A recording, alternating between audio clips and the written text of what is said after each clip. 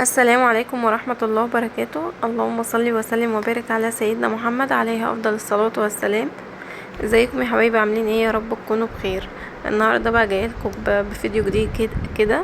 هو سهل جدا وهنعمل مع بعض كده يعني الكيكة. هي لذيذة وطعمها مختلف خالص. الطريقة دي انا اول مرة اجربها، بس لما جربتها قلت بقى لا، لازم اقول للحبايبي عليها. يلا بينا بقى كده ايه، اقول لكم على على الكيكه اللذيذه ديت مقاديرها ايه، واقول لكم في تكات بسيطه كده هنعملها مع بعض. يلا بينا كده. الاول اقول لكم على المقادير. معايا بقى هنا كده المقادير دي. معايا كده اول حاجه دقيق. معايا 3 كوبايات دقيق. معايا مع كوبايه وربع من اللبن. كوبايه زيت. كوبايه وربع من السكر. ومعايا كيس فروتي برتقان.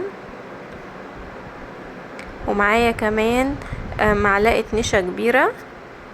دي كمان يعني اول تكاية كده. معانا معلقة بقى خل. ومعايا كمان رشة ملح، 4 بيضات، كيس بيكنج باودر، كيسين فانيليا. لو عندك بقى فانيليا سايلة استخدميها. اول حاجة بقى كده هبدأ ان انا احط المكونات السايلة مع بعضها. هنزل الاول كده بكوباية الزيت.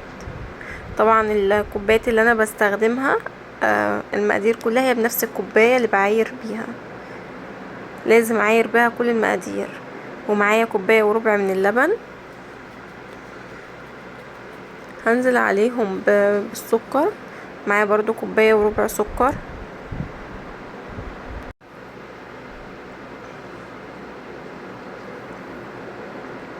هنزل بعد كده بقى بالفروتي ده.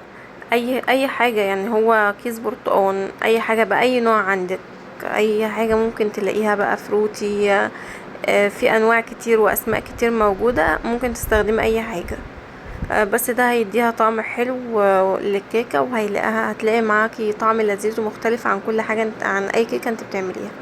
نزلت بقى بالخل وهنزل كمان برشة ملح كده بسيطة.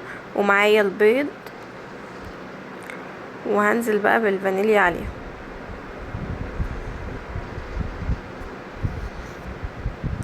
هبدأ بقى ان انا اخلطهم كده كويس مع بعض، وبعد كده هندخل الدقيق. هحط الدقيق والنشا والبيكنج باودر مع بعض كده، ونخلهم كويس جدا كذا مرة عشان تدينا نتيجة حلوة للكيك. كده انا نخلت الدقيق كذا مرة عشان يدينا نتيجة كويسة. وهنزل عليهم كده بالخليط السوائل. وهبدأ ان انا اعجن بقى العجينة كويس جدا، بس في اتجاه واحد وفي حركة دائرية كده، يعني مش في اي حاجة في اي حاجة، لا. لازم تبقى في حركة دائرية وفي اتجاه واحد علشان تدينا نتيجة كويسة للكيك. هبدأ بقى ان انا اقلب كويس جدا بحيث ان ما يبقاش فيه اي كلاكيع ولا اي حاجة من الدقيق. وهبدأ ان انا اقلبها كويس جدا لحد ما يطلع لي فقاقيع كده، بالشكل اللي انتوا شايفينه ده. كده اعرف ان العجينة ناجحة معايا. وده كده القوام بتاعها. شايفين القوام بتاعها؟ هو بيبقى تقيل شوية عن الكيك العادي.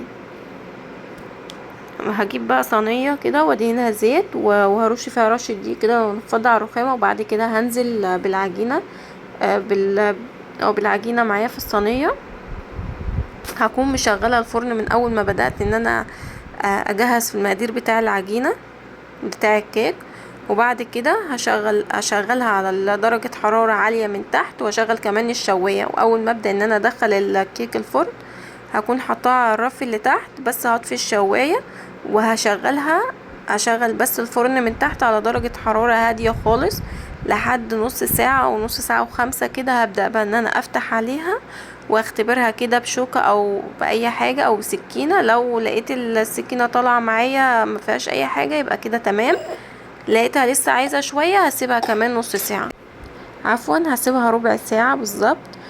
يبقى كده انا سبتها حوالي ساعة الا ربع، وهتطلع الكيك زي ما انتوا شايفين كده بالجمال اللي انتوا شايفينه ده. بس كان عندي مشكلة في الفرن فطلعتها مش بسوى واحد، يعني في حتة عالية وفي حتة واطية، بس ده يرجع الفرن اللي انت بتسوي فيه. انا معايا هنا بقى جهزت السيرم اللي انا هدهن بيه وشه، ودي اختياري، لو حابة تعمليها الخطوة دي اختياري. دي معايا 4 معالق سكر ومعايا ربع كوباية مية. حطيتهم على النار لمدة 5 دقايق، وبعد كده بدهن وش الصينية بيها، وش الكيك بيها. لو عندك جوز الهند بتديها رشة بسيطة كده، بتديكي بقى منظر وطعم حلو قوي. زي ما انتوا كنتوا شايفين في اول الفيديو انا كنت عاملاها، بس ما كنتش حطيتها هنا. في اول الفيديو انا عملت لكم مقطع كده وانا حاطه عليها جوز الهند. طبعا انت لو حابه تكتفي بان انت تطلعها من الفرن وتقطعيها على طول تمام. زي ما انتوا شايفين هشة جدا وطعمها فوق الروعه. اتمنى ان انتوا تجربوا الطريقه ديت. انا بصراحه اول مره اعملها، بس يعني طعمها فوق الخيال. اول مره احط اصلا نشا على على الكيك. انا كنت بحط خل بس بصراحه، بس واحده قالت لي حطي نشا وجربيها. ديك يعني بصراحه خلت الكيك ليه طعم وهشاشه كده مختلفه. وبكده يكون الفيديو بتاعنا خلص. ما تنسوش بقى تحطوا لايك وتعملوا سبسكرايب للقناه وتفعلوا الجرس عشان يوصل لكم كل جديد. ما تنسوش كمان تحطوا لي كومنت حلو كده، عشان كومنتاتكم دايما بتشجعني. انا عارفه ان انا مقصره في حقكم، بس هحاول على قد ما اقدر ان انا انزل لكم فيديوهات كتير.